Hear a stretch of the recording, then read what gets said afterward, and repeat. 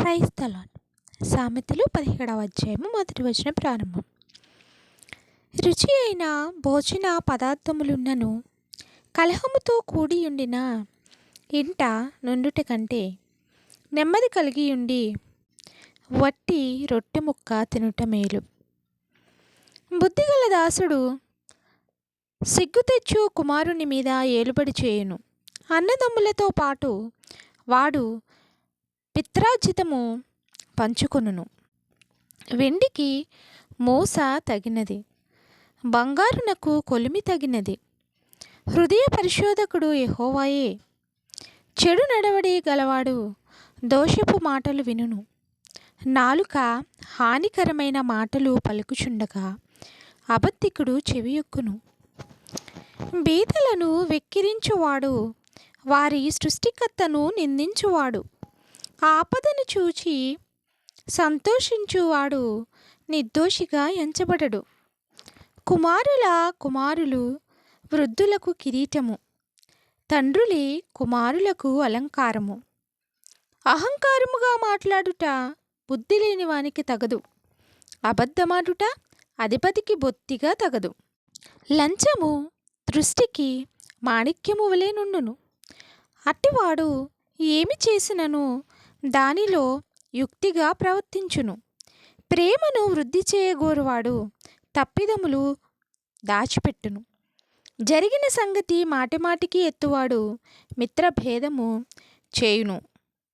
బుద్ధిహీనునికి 100 దెబ్బలు నాటునంత కంటే బుద్ధిమంతునికి ఒక గద్దింపు మాట లోతుగా నాటును. తిరుగుబాటు చేయువాడు కీడు చేయుటకే కోరును.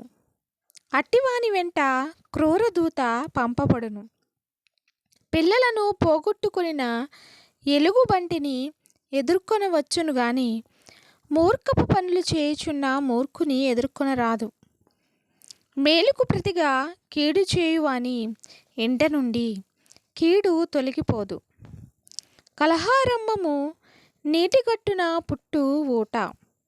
వివాదము అధికము కాకమునుపే దాన్ని విడిచిపెట్టుము. దుష్టులు నిర్దోషులని తీర్పు తీర్చువాడు, నీతిమంతులు దోషులని తీర్పు తీర్చువాడు. వీరిద్దరును యెహోవాకు హేయులు. బుద్ధిహీనుని చేతిలో జ్ఞానము సంపాదించుటకు సొమ్ముండనేలా? వానికి బుద్ధి లేదు కదా. నిజమైన స్నేహితుడు విడువక ప్రేమించును. దుర్దశలో అట్టివాడు సహోదరుడుగా నుండును. తన పొరుగువానికి జామీను ఉండి పూటపడువాడు తెలివి మాలినవాడు. కలహప్రియుడు దుర్మార్గప్రియుడు. తన వాకిండ్లు ఎత్తువాడు నాశనము వెదుకువాడు. కుటిలవర్తనుడు మేలు పొందడు. మూర్ఖముగా మాట్లాడువాడు కీడులో పడును. బుద్ధిహీనుని కనినవానికి వ్యసనము కలుగును. తెలివి లేని తండ్రికి సంతోషము లేదు. సంతోషము గల మనస్సు ఆరోగ్య కారణము.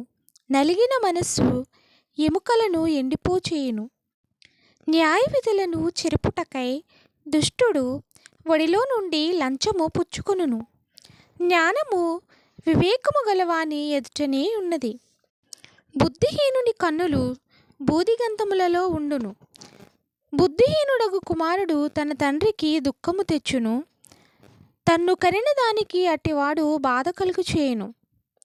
నీతిమంతులను దండించుట న్యాయము కాదు.